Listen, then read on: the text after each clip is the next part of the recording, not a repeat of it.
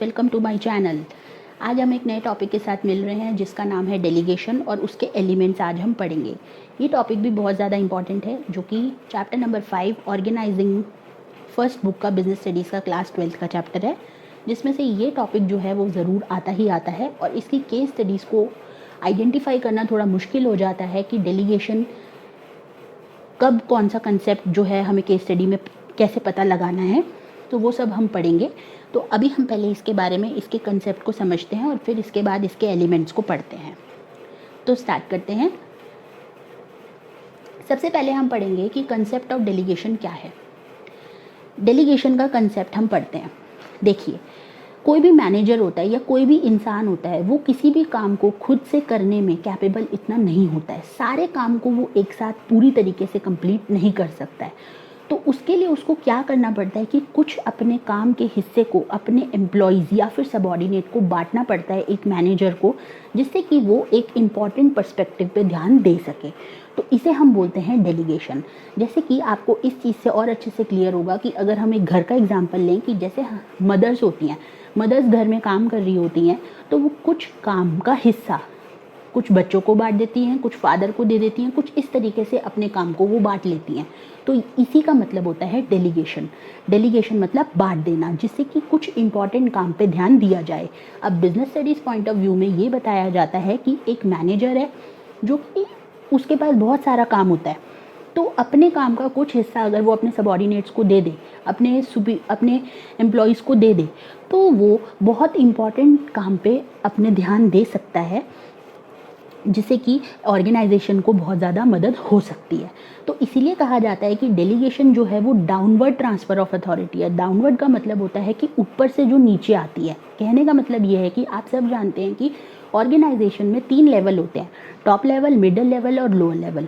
तो जो top level से मिडिल लेवल तक जो अथॉरिटी आती है, जो रिस्पॉन्सिबिलिटीज़ आती हैं, तो उसको हम बोलते हैं डाउनवर्ड।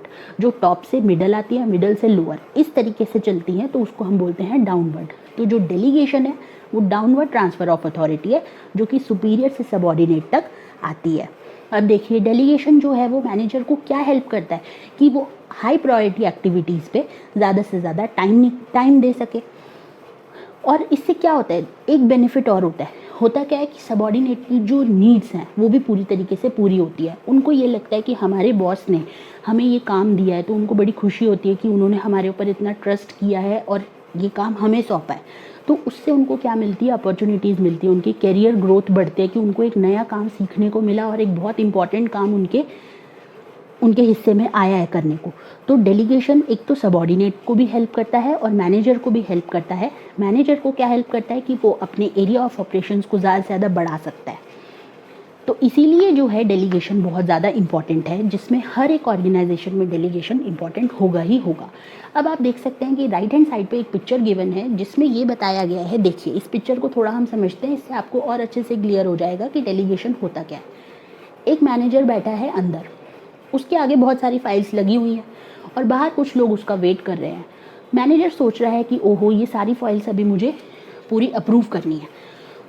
अब बाहर जो बैठे लोग हैं वो उसका वेट कर रहे हैं कि कब मैनेजर से हम मिले, लेकिन मैनेजर के पास टाइम ही नहीं है कि वो उनसे मिले कैसे, क्यों? क्योंकि उसको सारी फाइल्स अप्रूव करनी है। अब अगर यही मैनेजर जो है वो कुछ फाइल्स अपने सबॉर्डिनेट को दे दे, तो ये बाहर बैठे लोग उससे मिल सकते हैं। अब ये भी हो सकता है कि ये जो बाहर बैठे लोग हैं वो कुछ बहुत इंपॉर्टेंट डिस्कस करने आए हों, कुछ बहुत इंपॉर्टेंट आइडिया या बहुत अच्छी टेक्निक को डिस्कस करने आए हों मैनेजमेंट से, जिससे जो ऑर्गेनाइजेशन है उसकी ग्रोथ हो। लेकिन वो अब नहीं मिल सकता, क्यों? क्योंकि उसको इतनी सारी फाइल्स अप्रूव करनी है जो उसने डेलीगेट करी नहीं है, जो उसने सबॉर्डिनेट से बांटी नहीं है, वो खुद ही सब कुछ करने बैठा हुआ है। तो देखिए, इंपॉर्टेंट जो काम है वो रह गया ना।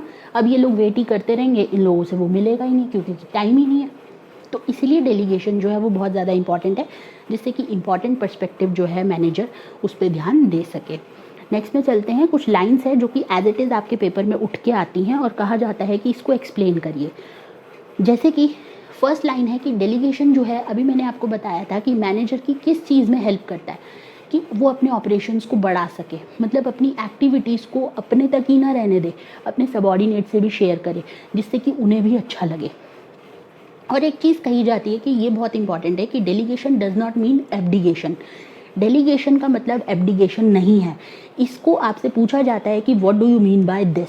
तो इसका मतलब ये होता है, देखिए, कि जब एक मैनेजर अपने सबॉर्डिनेट को कोई काम देता है तो उस काम की जिम्मेवारी जो है सबॉर्डिनेट की तो होती है, लेकिन अगर उस काम में कोई भी गलती हो जाए या वो काम सही ढंग से नहीं हुआ तो रिस्पॉन्सिबल जो है वो मैनेजर ही रहेगा, वो सबॉर्डिनेट रिस्पॉन्सिबल नहीं होगा। जब भी उस मैनेजर को अपने बॉस को जवाब देना होगा, कोई गलत काम हो जाए, उस काम में कुछ मिस्टेक हो जाए, तो रिस्पॉन्सिबल जो है वो मैनेजर ही रहेगा, उस सबॉर्डिनेट की कोई गलती नहीं कहलाएगी। तो इसलिए कहा जाता है कि डेलीगेशन डज नॉट मीन एब्डिगेशन। अब देखिए, जो अथॉरिटी दी जाती है सबॉर्डिनेट को, वो एक सुपीरियर जो है, एक मैनेजर जो है, वो वापस भी ले सकता है और किसी और सबॉर्डिनेट को भी दे सकता है। जब अगर उसको ये महसूस हो कि ये बंदा काम सही ढंग से नहीं कर सकता, तो वो दूसरे पर्सन को भी रीडेलीगेट कर सकता है, जिसको हम बोलते हैं रीडेलीगेशन। मतलब एक बंदे से वो अथॉरिटी लेके दूसरे बंदे को दे देना। और सबॉर्डिनेट की नीड्स भी इससे सेटिस्फाई होती हैं। जब हम डेलीगेशन करते हैं तो सबॉर्डिनेट्स भी बहुत खुश होते हैं। जैसा मैंने अभी आपको बताया था, वो मोटिवेट फील करते हैं, उनको खुशी होती है कि हमें एक अपने बॉस का कोई काम करने का एक अपॉर्चुनिटी मिली है, जिसको हम बहुत अच्छे से अपने करियर में इस्तेमाल भी कर सकते हैं। कुछ अच्छा ही काम, कुछ बड़ा ही काम मिला होगा ऑब्वियसली, क्योंकि मैनेजर का कोई छोटा मोटा काम तो होता नहीं है। तो इसीलिए डेलीगेशन बहुत ज़्यादा इंपॉर्टेंट है। और डेलीगेशन को क्या कहते हैं? ट्रांसफ़र ऑफ अथॉरिटी, मतलब कि अथॉरिटी दे देना। अब इसके कुछ एलिमेंट्स है, 3 एलिमेंट्स है जो कि बहुत ज़्यादा इंपॉर्टेंट है। अब हम देखते हैं कि इस 3 एलिमेंट से आपको और अच्छे से समझ आ जाएगा कि डेलीगेशन में क्या क्या चीज़ें आती है। देखिए, डेलीगेशन ही सब कुछ नहीं है, डेलीगेशन के कुछ एलिमेंट्स भी हैं जिसमें कुछ कुछ हिस्से ही सबॉर्डिनेट को दिए जाते हैं। ऐसा नहीं है कि पूरी तरीके से डेलीगेशन हो गया। देखिए, 3 एलिमेंट्स होते हैं। कौन कौन से? रिस्पॉन्सिबिलिटी, अथॉरिटी और अकाउंटेबिलिटी। ये 3 एलिमेंट्स हैं। इनको हम 1 बाय 1 करके पढ़ते हैं और समझते हैं। पहले तो मैं आपको इनका एक बेसिक समझाऊंगी, फिर उसके बाद आपको इन तीनों में डिफरेंस बताऊंगी। उससे आपको बहुत अच्छे से क्लियर हो जाएगा कि ये तीनों एक्चुअली में है क्या।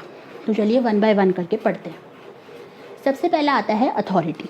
देखिए, अथॉरिटी क्या होता है? अथॉरिटी होता है कि किसी भी इंडिविजुअल को एक राइट दे देना कि वो अपने सबॉर्डिनेट को कमांड कर सकता है या वो कोई भी एक्शन ले सकता है। अथॉरिटी का मतलब ये होता है।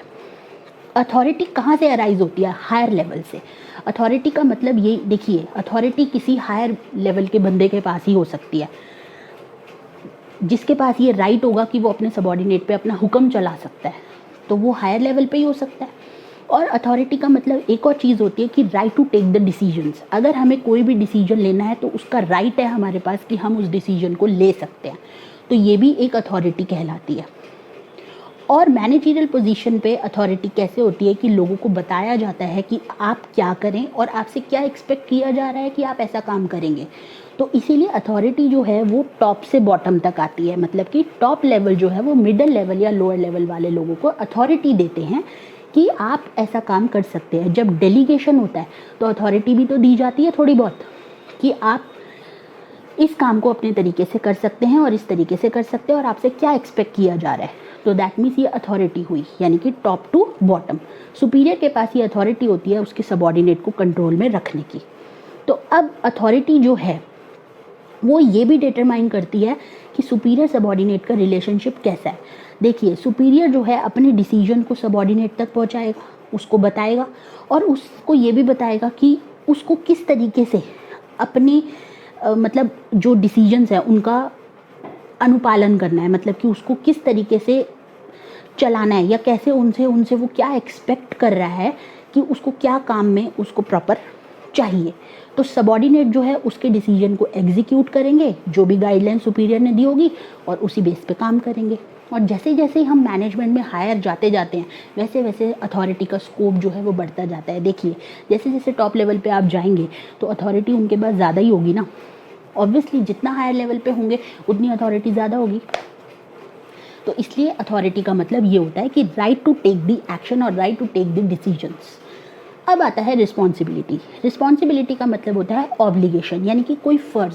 सपोज मान लीजिए कि एक सुपीरियर ने सबॉर्डिनेट को काम दिया, जैसे कि एक मेरे बॉस ने मेरे को काम दिया, तो वो मेरी रिस्पॉन्सिबिलिटी बन गई, मेरा फ़र्ज़ बन गया कि उस काम को मैं बहुत अच्छी तरीके से पूरा करके उन्हें वापस करूँ। तो रिस्पॉन्सिबिलिटी क्या हुई, मेरी ऑब्लिगेशन, कि मैं जो भी मेरे बॉस ने मुझे काम दिया है मैं उसको प्रॉपरली परफॉर्म करके उनको अपनी ड्यूटी को पूरी तरीके से निभाऊं। अब सबॉर्डिनेट जो है वो बाउंड हो जाते हैं किसी भी ड्यूटी को परफॉर्म करने के लिए। अगर किसी भी बॉस ने अपने सबॉर्डिनेट को काम दिया है तो ऑब्वियसली वो बाउंड हो गया ना, उसको वो काम करना ही करना है। तो इसलिए अब मेरे को जैसे सपोज मान लीजिए मेरे बॉस ने काम दिया, तो अब मेरा फ़र्ज़ बनता है कि मैं उसको पूरी तरीके से अच्छे से उसको काम को कंप्लीट करके अपने बॉस को वापस करूं। तो रिस्पॉन्सिबिलिटी फ्लोज कैसे हो गई, अपवर्ड्स। इसलिए कहा जाता है कि रिस्पॉन्सिबिलिटी अपवर्ड फ्लो करती है। अथॉरिटी तो डाउनवर्ड फ्लो कर रही थी, रिस्पॉन्सिबिलिटी अपवर्ड फ्लो करती है। अपवर्ड मतलब मिडल लेवल से टॉप लेवल की ओर जाती है। मिडल लेवल पे कौन है, मैं, मेरे बॉस ने मुझे काम दिया है, लेकिन रिस्पॉन्सिबिलिटी किसकी है, मेरी है। तो मैं जैसा काम करूंगी और उसके बाद जो कंप्लीट करके उन्हें वापस दूंगी तो ऊपर टॉप लेवल पे ही तो दूंगी। तो इसलिए रिस्पॉन्सिबिलिटी फ्लोज अपवर्ड्स, मतलब सबॉर्डिनेट जो है वो हमेशा रिस्पॉन्सिबल होगा अपने सुपीरियर के लिए। अब देखिए, जब भी एक एम्प्लॉय को काम दिया जाता है, एक रिस्पॉन्सिबिलिटी दी जाती है, तो उसको कहीं ना कहीं एक अथॉरिटी भी देना ज़रूरी है। कभी कभार आपसे ये पूछ लिया जाता है कि इफ़ेक्टिव डेलीगेशन कब हो सकता है। तो इफ़ेक्टिव डेलीगेशन तभी हो सकता है जब आप एक एम्प्लॉय को रिस्पॉन्सिबिलिटी के साथ साथ उसको अथॉरिटी भी दो। रिस्पॉन्सिबिलिटी तो आपने दे दी कि आपको ये काम करके मुझे पूरा देना है, लेकिन आपने उसको ये अथॉरिटी नहीं दी कि वो अपनी मर्ज़ी से कुछ उस काम में कुछ अपनी मर्ज़ी से डिसीजन ले सकता है या कुछ चेंजेस ला सकता है। आपने उसको ये अथॉरिटी नहीं दी, तो उसको पता ही नहीं है कि कब मुझे क्या करना है। कई बार कन्फ्यूजन क्रिएट हो जाता है, तो वो बार बार आपसे पूछ रहा है। तो क्या ये इफेक्टिव डेलीगेशन होगा, नहीं होगा। क्यों, क्योंकि आप भी परेशान हो जाएंगे अगर वो बार बार आपसे क्वेश्चन करेगा तो इसलिए इफ़ेक्टिव डेलीगेशन के लिए रिस्पॉन्सिबिलिटी अगर दी है तो अथॉरिटी देना भी कुछ ज़रूरी होता है, जिससे कि अगर उसने अपना काम करना है तो उसमें कुछ चेंजेस या फिर खुद से कुछ डिसीज़न अपनी मर्ज़ी से वो ले सके। इतनी अथॉरिटी जो है वो मैनेजर को देनी ज़रूरी है अपने सबॉर्डिनेट को। तो इसीलिए अथॉरिटी जो है वो ऊपर होती है रिस्पॉन्सिबिलिटी के। कई बार क्या होता है कि कई लोग जो एम्प्लॉयज़ होते हैं वो अथॉरिटी का मिसयूज़ भी कर लेते हैं। तो इसीलिए जो है ये बैलेंस होनी चाहिए, मतलब कि अथॉरिटी भी उतनी ही दो जितनी आपने रिस्पॉन्सिबिलिटी, आपने जितनी लगता है कि वो इंसान रिस्पॉन्सिबिलिटी ले पाएगा। आई होप आपको ये रिस्पॉन्सिबिलिटी भी समझ आ गया होगा। अब आता है अकाउंटेबिलिटी। अगर अकाउंटेबिलिटी का हिंदी में मीनिंग देखें तो उसका मतलब होता है जवाबदेही, यानी कि उत्तरदायित्व। मतलब कि डेलीगेशन जो होता है अथॉरिटी का, वो किसी न किसी एम्प्लॉय को एक पावर दे देता है कि वो अपने सुपीरियर के लिए काम करे। लेकिन जैसे अभी हमने पीछे पढ़ा था कि डेलीगेशन डज नॉट मीन एब्डिगेशन, वो यहीं से कहीं ना कहीं रिलेट हो रहा है। अकाउंटेबिलिटी का मतलब होता है कि अगर सपोज मान लीजिए कि एक मैनेजर ने अपना काम का कुछ हिस्सा अपने सबॉर्डिनेट को दे दिया, तो अगर उस काम में कुछ गलती हो जाती है तो मैनेजर ही रिस्पॉन्सिबल रहेगा। जवाब मैनेजर को ही देना है, जवाब वो सबॉर्डिनेट आके नहीं देगा। अगर मैनेजर के ऊपर भी उसका जो बॉस होगा, अगर वो उससे पूछता है कि काम में गलती कैसे हो गई या क्या हो गया, तो रिस्पॉन्सिबल, अकाउंटेबल जो होगा वो मैनेजर ही होगा। यानी कि जवाब तो मैनेजर को ही देना है, वो सबॉर्डिनेट आके नहीं देगा। तो उसे हम बोलते हैं अकाउंटेबिलिटी। मतलब अथॉरिटी अगर एक बार डेलीगेट हो जाए, रिस्पॉन्सिबिलिटी एक्सेप्ट हो जाती है और अकाउंटेबिलिटी को कोई डिनाई नहीं कर सकता।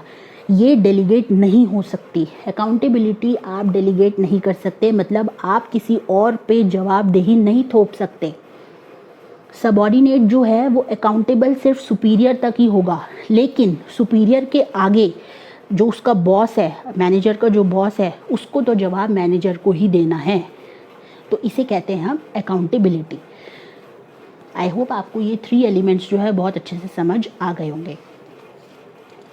अब आता है, इस डिफरेंस से आपको पता चलेगा कि इन तीनों का डिफरेंस पढ़ने से कि और अच्छे से आपको ये क्लियर हो जाएगा। देखिए, सबसे पहला है मीनिंग। अथॉरिटी मैंने आपको बताया था, अथॉरिटी का मतलब होता है राइट टू कमांड। किसी को भी ये अथॉरिटी दे देना कि वो अपने आप से डिसीजन ले सकता है, अपने आप से कुछ चेंजेस कर सकता है और अपने सबॉर्डिनेट को कमांड कर सकता है। रिस्पॉन्सिबिलिटी क्या होती है, एक ऑब्लिगेशन, जो कि एक टास्क हमें मिला है, एक काम हमें मिला है, उसको हमें पूरी तरीके से अच्छे से कंप्लीट करना है।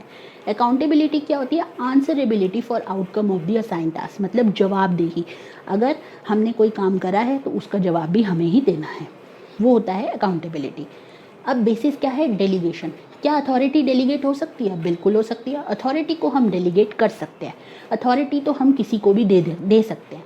रिस्पॉन्सिबिलिटी, हर किसी को हम रिस्पॉन्सिबिलिटी नहीं दे सकते। देखिए, रिस्पॉन्सिबिलिटी हर किसी को क्यों नहीं दे सकते? Can not be entirely delegated, मतलब कि पूरी तरीके से हम रिस्पॉन्सिबिलिटी हर किसी को नहीं दे सकते। अगर हमने किसी को कोई काम दिया है, हमने उसको बोल दिया कि आप ही अगर कुछ गलती हो गई तो you are the responsible person, हम ऐसे नहीं बोल सकते। क्यों? क्योंकि हमने अपने हिस्से का काम उसे दिया है, वो उसका काम नहीं है। इसीलिए अगर वो उसका काम होता, एक सबॉर्डिनेट अपने काम के लिए रिस्पॉन्सिबल हो सकता है, उसके ऊपर पूरी रिस्पॉन्सिबिलिटी डाली जा सकती है। लेकिन अगर वो एक सबॉर्डिनेट एक मैनेजर का काम कर रहा है तो उसके लिए वो कुछ हद तक ही रिस्पॉन्सिबल होगा, पूरी तरीके से रिस्पॉन्सिबल नहीं होगा। और अकाउंटेबिलिटी तो डेलीगेट हो ही नहीं सकती। क्यों? क्योंकि जवाब तो अल्टीमेटली मैनेजर को ही देना है, अपने बॉस को। ओरिजिन स्टार्ट कहाँ से होता है? देखिए, अथॉरिटी हमने पढ़ा था कि फ्लोज डाउनवर्ड्स, मतलब कि ऊपर से नीचे आती है, टॉप लेवल से मिडिल लेवल तक आती है। तो फॉर्मल पोजीशन से अथॉरिटी जो है वो अराइज होती है। और रिस्पॉन्सिबिलिटी कहाँ से अराइज होती है? डेलीगेटेड अथॉरिटी, मतलब कि जिसको आपने काम दिया है, मतलब सबॉर्डिनेट से रिस्पॉन्सिबिलिटी अराइज होती है। और अकाउंटेबिलिटी कहाँ से अराइज होती है? वो होती है अराइज हमारी रिस्पॉन्सिबिलिटी से, कि जिसको हमने रिस्पॉन्सिबल माना है, लेकिन अल्टीमेटली जवाब तो मैनेजर को ही देना है। अब फ्लो देखिए, अथॉरिटी फ्लोज डाउनवर्ड, यानी कि टॉप लेवल से मिडिल लेवल तक आती है। सुपीरियर सबॉर्डिनेट को अथॉरिटी देते हैं। रिस्पॉन्सिबिलिटी जो है वो अपवर्ड जाती है, मतलब सबॉर्डिनेट का फ़र्ज़ होता है, सबॉर्डिनेट की रिस्पॉन्सिबिलिटी होती है कि वो सुपीरियर को पूरी तरीके से काम अच्छे से कंप्लीट करके दे रहे हैं। और अकाउंटेबिलिटी जो होती है वो अपवर्ड जाती है, मतलब वो भी सबॉर्डिनेट से सुपीरियर की तरफ ही जाती है। वो कैसे? यहाँ पर फ़र्क है सबॉर्डिनेट से सुपीरियर। अब यहाँ पे सबॉर्डिनेट वो मैनेजर बन गया, क्योंकि देखिए मैनेजर को भी तो अपने बॉस को जवाब देना है, तो इसीलिए जवाबदेही भी, अकाउंटेबिलिटी भी सबॉर्डिनेट की ही होती है और वो सुपीरियर तक जाती है। अब इनका नेचर कैसा है? अथॉरिटी जो है ना वो कंटिन्यूसली चलती रहती है, मतलब आपको डेलीगेशन, जैसे अभी मैंने आपको पीछे भी बताया था कि डेलीगेशन बहुत ज़्यादा इंपॉर्टेंट है, डेलीगेशन चलते ही रहना चाहिए कंटिन्यूसली। रिस्पॉन्सिबिलिटी जो होती है वो टेम्प्रेरी होती है। क्यों? क्योंकि हर टाइम आप हर किसी को रिस्पॉन्सिबिलिटी नहीं दे सकते कि आपको ये काम करना ही करना है। और अकाउंटेबिलिटी भी टेम्प्रेरी होती है, क्योंकि कई बार डेलीगेशन नहीं होता है तो अकाउंटेबिलिटी भी नहीं होती है। तो इसीलिए इनका नेचर ये होता है। अब नीचे मैंने एक लाइन लिखी है कि अथॉरिटी जो है वो डेलीगेट करी जाती है, रिस्पॉन्सिबिलिटी जो है वो अज्यूम करी जाती है, और अकाउंटेबिलिटी जो है वो इम्पोज करी जाती है। ये बहुत इंपॉर्टेंट है। इसका ये मतलब होता है कि अथॉरिटी को हमेशा हम डेलीगेट करते हैं, मतलब देते हैं। रिस्पॉन्सिबिलिटी को अज्यूम करते हैं, मतलब लेते हैं। और अकाउंटेबिलिटी को इम्पोज करते हैं, मतलब थोपते हैं। अकाउंटेबिलिटी को थोपना ही कहते हैं। कैसे? कि भाई जवाबदेही जो अभी मैंने आपको बताया था मैनेजर को ही करनी है, वो किसी के ऊपर भी इस चीज़ को इम्पोज नहीं कर सकता। तो इसीलिए अकाउंटेबिलिटी को इम्पोज करा जाता है कि मैनेजर पे ही सारी बात आएगी। आई होप आपको ये बहुत अच्छे से डेलीगेशन का टॉपिक और उसके एलिमेंट्स क्लियर हो गए हों। इसकी केस स्टडीज़ मैंने अपने कोर्स में करा रखी हैं, उसमें प्रॉपर वीडियो लेसन्स में मैंने समझा रखी है कि केस स्टडी को किस तरीके से आइडेंटिफाई करना है। जनरली जो केस स्टडीज़ में दिक्कत आती है वो ये आती है कि डेलीगेशन और डिसेंट्रलाइजेशन एक टॉपिक है जिसमें ये आइडेंटिफाई करना मुश्किल हो जाता है कि डेलीगेशन ये कंसेप्ट है या फिर डिसेंट्रलाइजेशन। वो मैंने अपने वीडियो लेसन्स में और उसमें अपने पीडीएफ्स में बहुत अच्छे से समझा रखा है। अगर आपको लगता है कि आपको मेरी पीडीएफ्स या वीडियो लेसन्स चाहिए तो नीचे दिए गए डिस्क्रिप्शन बॉक्स में जो ईमेल आईडी है आप उस पर मुझे मेल ड्रॉप कर सकते हैं, मैं आपको वो वीडियो लेसन्स और पीडीएफ्स प्रोवाइड करवाऊँगी। तो आई होप आपको ये वीडियो अच्छी लगी हो। अगर आपको ये वीडियो मेरी अच्छी लगी तो प्लीज़ ज़्यादा से ज़्यादा इसे लाइक करें और ज़्यादा से ज़्यादा इसको शेयर करें, जिससे कि सब लोग इसका बेनिफिट उठा पाएँ। और प्लीज़ चैनल को सब्सक्राइब करें और बेल आइकन को प्रेस करें, जिससे कि नेक्स्ट वीडियो डलते ही आपके पास नोटिफिकेशन आ जाए। अगर किसी को कोई भी दिक्कत होती है, किसी भी टॉपिक में कोई भी दिक्कत है, तो प्लीज़ आप मुझे नीचे कमेंट सेक्शन में लिख के बता दीजिएगा, मैं आंसर ज़रूर करूँगी। और अगर किसी पर्टिकुलर टॉपिक पे भी वीडियो चाहिए तो आप मुझे बता सकते हैं। नेक्स्ट क्लास में मिलते हैं नेक्स्ट टॉपिक के साथ।